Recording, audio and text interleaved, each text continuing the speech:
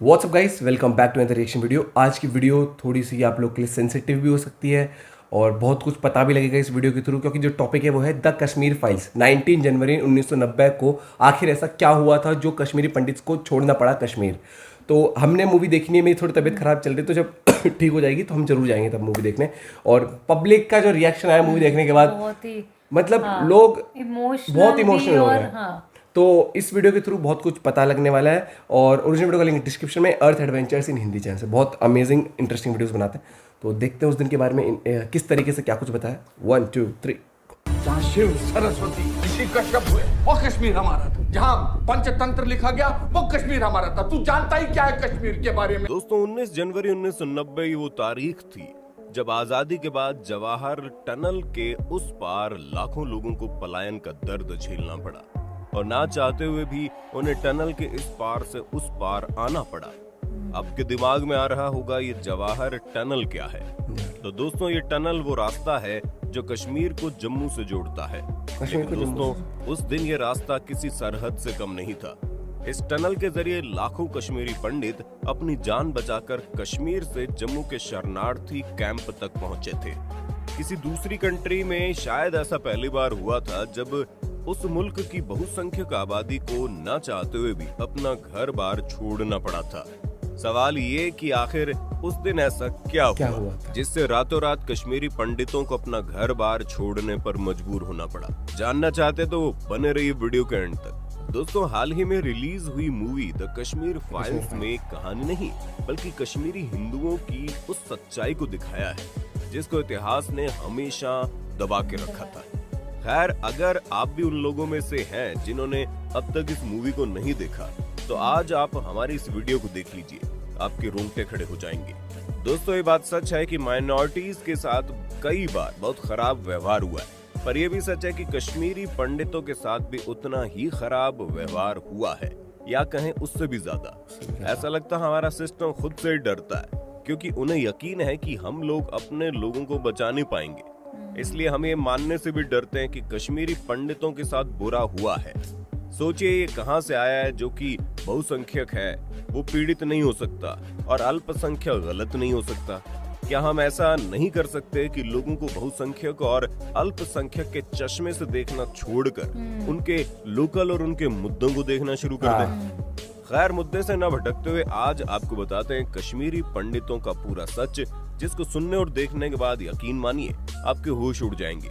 Video को शुरू करें इससे पहले वीडियो को लाइक और ज्यादा से ज्यादा लोगों में शेयर करना तो बनता है।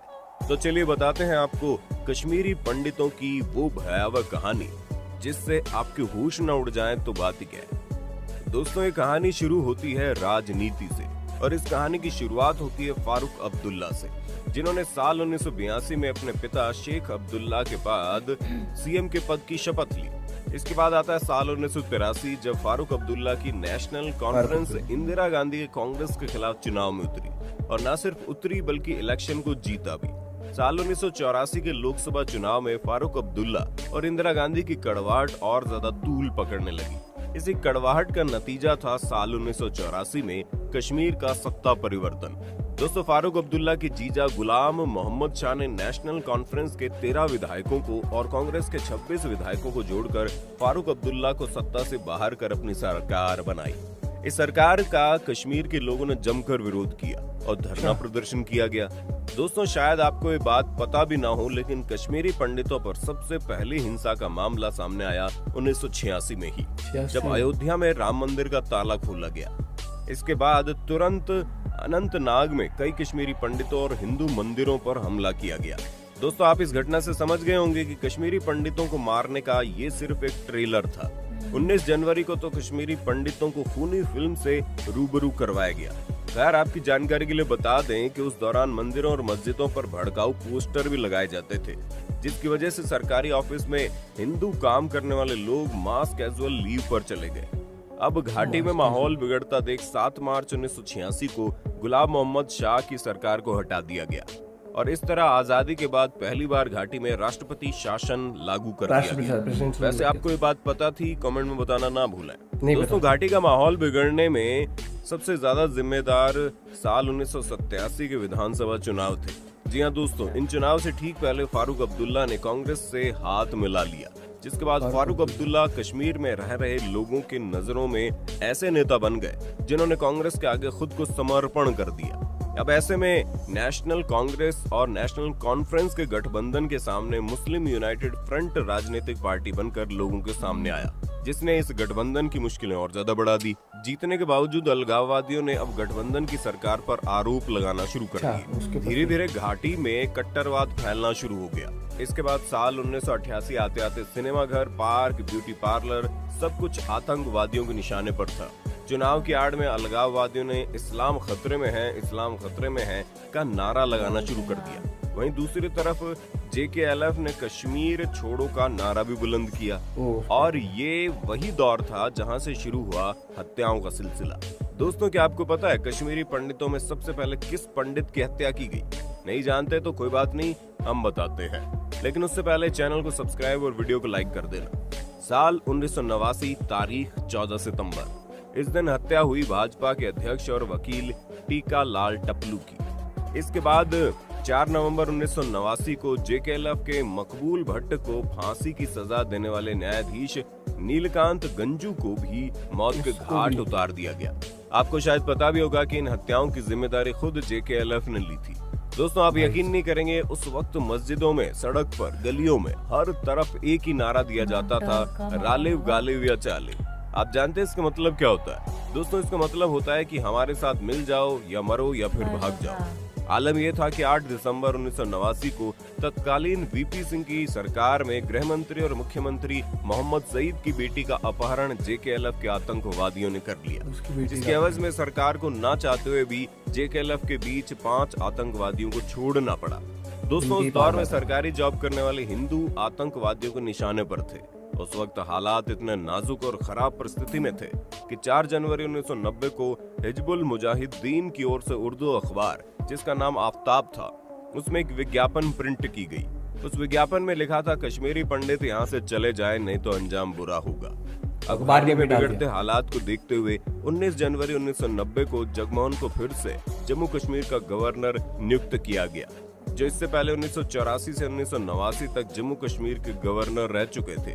फारूक अब्दुल्ला ने इस फैसले के विरोध में अपने मुख्यमंत्री के पद से इस्तीफा दे दिया और इंग्लैंड रवाना हो गए। हुआ ये कि जगमोहन की नियुक्ति अलगाववादियों के लिए आंख का कांटा बन गई, और तो और इसके बाद कश्मीरी पंडितों पर हमले और ज्यादा तेज हो गए। दोस्तों, कश्मीरी पंडित 19 जनवरी की रात को कयामत की रात की तरह याद करते हैं। उनके घरों को जलाया जा रहा था, उन्हें मारा जा रहा था, और तो और उनकी बेटी और पत्नियों को अगवा कर उनके साथ रेप करके जिंदा जलाया जा रहा था।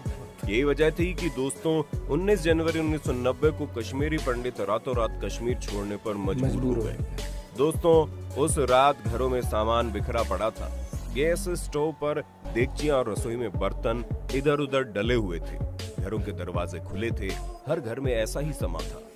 ऐसे लगता था भूकंप के कारण घर वाले अचानक अपने घरों से भाग खड़े हुए हों। हुआ भी ऐसा ही था। फर्क केवल इतना था कि ये प्राकृतिक आपदा का नतीजा नहीं था।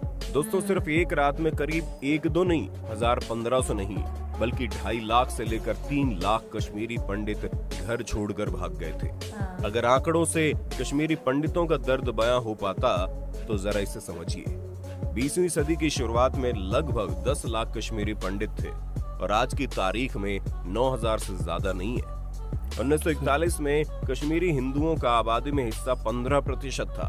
1991 तक इनकी हिस्सेदारी सिर्फ 0.1% रह गई। जब किसी समुदाय की आबादी 10 लाख से घटकर 10,000 से कम रह जाए तो उसके लिए एक ही शब्द है, वो है नरसंहार। दोस्तों, इस दिन को याद सिर्फ और सिर्फ पलायन की वजह से किया जाता है। ऐसा नहीं है कि 19 जनवरी के बाद कश्मीर में किसी पंडित की हत्या नहीं हुई। दोस्तों, घर छोड़ना, मार पिटाई, ये तो वो दर्द है जो हमें दिखता है, समझ आता है, लेकिन हम वो दर्द देख ही नहीं पाते जो हमें दिखता नहीं है। जैसे अनाथ हो गए बच्चे के रिश्तेदारों के हाथों उनके उत्पीड़न के कई मामले सामने आए।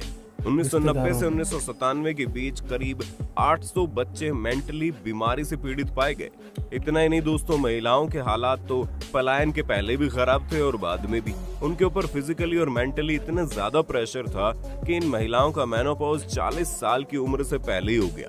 आपको जानकर हैरानी होगी, इनमें से कुछ महिलाएं तो ऐसी थी जिनकी उम्र 34 साल से भी कम थी। दोस्तों, पिछले 32 सालों से इन्हें इंतजार है उस वक्त का जब इनके कातिलों को सजा मिलेगी और ये अपने घर बेखौफ होकर जा पाएंगे और सर उठाकर उन्हीं गलियों में घूम सकेंगे जहां कभी इनका हंसता खेलता बचपन बीता था। हालांकि नरेंद्र मोदी की सरकार ने 2015 में कश्मीरी पंडितों के पुनर्वास के लिए 2000 करोड़ रुपए के पैकेज की घोषणा की थी, पर आप खुद सोचिए इतने लोगों का इससे क्या ही होगा, कितने फ्लैट मिलेंगे और कितनी नौकरियां बटेंगी। खैर दोस्तों, 19 जनवरी का दिन उन तमाम मजबूरियों और दर्द का दिन है जब आपके अपने लोग आपको अपने घरों से भाग जाने को मजबूर करते हैं, सरकार आपका साथ नहीं देती और फिर आपके दर्द को भुला दिया जाता है। वैसे तो हमारे भारत में कई जगहों पर अत्याचार हुए हैं, उन पर बात भी होती है, लेकिन कश्मीरी पंडितों पर हुए अत्याचार को सेक्युलर रहने और देश में समरसता लाने के नाम पर बहा दिया जाता है। कहीं ना कहीं हमें इस बात को मानना पड़ेगा कि कश्मीरी हिंदू न 1990 में घाटी के भीतर सुरक्षित थे और ना ही आज है। खैर, इस बारे में आप क्या सोचते हैं? आपको नहीं लगता सरकार को कश्मीरी पंडितों को उनका हक दिलाना चाहिए, उनके घर पहुंचाना चाहिए? अपनी राय कमेंट में देना मत भूलना। वीडियो पसंद आए तो वीडियो को लाइक और यार ये जो टॉपिक है ना, पहली बात तो बहुत सेंसिटिव है।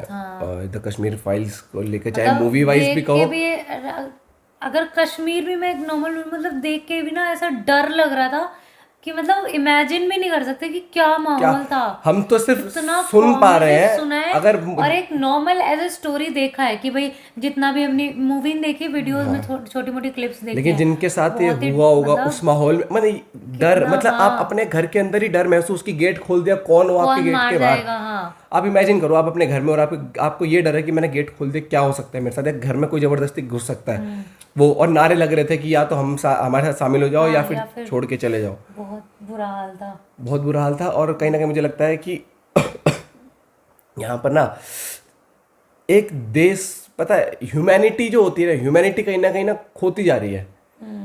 जितना चलते हैं ना, लोग ये नहीं समझते कि सबसे बड़ी इंसानियत धर्म है।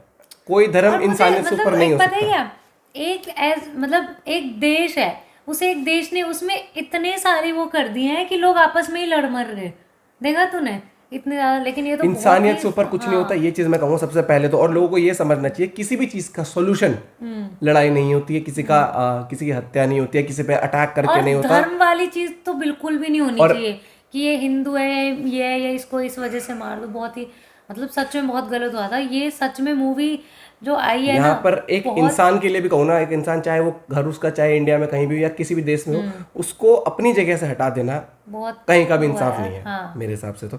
और मतलब आप अपना हक खो रहे हो यार। लोगों का कितना सामान होगा, जमा पूंजी होती है, इतना वो सब भी है, पर मुझे जैसे जो उसका खौफ का माहौल बना दिया था ना, कैंप में ये नहीं पता कि रात में कौन एकदम औरतों के साथ इतना बुरा व्यवहार, हर एक चीज बहुत ज्यादा वैसा। पर आज भी लोग ऐसे हैं जो डिनाई कर रहे हैं, ऐसा कुछ नहीं हुआ था। थोड़ी सी शर्म आनी चाहिए जो डिनाई कर रहे हैं आज भी। जो लोग मूवी देख के भी हमने इनके रिएक्शन देखे, जो जिनसे जो इंटरव्यूज भी देखे हमने, क्या वो झूठ बोल रहे होंगे वहां पर बैठ के? क्या मतलब उनके आंसू इतने झूठे होंगे कि मतलब मूवी देख के मतलब वो रो पड़े और वो कह रहे तो ये तो सिर्फ 10% है जो उन्होंने झेला है। कि देखो एक्चुअल पेन तो कोई भी वो फील नहीं कर सकता जो उन लोगों ने किया होगा।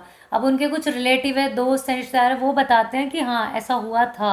और जो वक्त जिन्होंने देखा है ना, वो मतलब वो कहते हैं ना कि दर्दनाक जो माहौल होता है वो उन्होंने देखा। और हम सिर्फ भैया आप बैठ के बात कर सकते हैं, मतलब वो चीज़ हम फील नहीं कर सकते जो उन्होंने पेन झेला है, जो उस टाइम पे एटमॉस्फेयर एनवायरनमेंट रहा होगा वहाँ पर। दहशत नहीं कहते, खौफ बैठ जाता है इंसान में। और कई लोग तो आज भी उभर नहीं पाए उस चीज़ से। वो देखना जिनके सामने उनके घर वालों को मार दिया, या बच्चों को मार दिया, बड़ों को मार दिया होगा, जिनकी वाइफ जो भी है, बहन है या बेटियां, उनको उठा के ले गए, उनके सामने इतना गंदा व्यवहार किया था। तो भाई with that note let's end the video. और आप और वीडियो सजेस्ट कर सकते हो रिएक्शन के लिए। बाकी मिलते हैं आपसे को वीडियो के साथ। Bye bye, take care.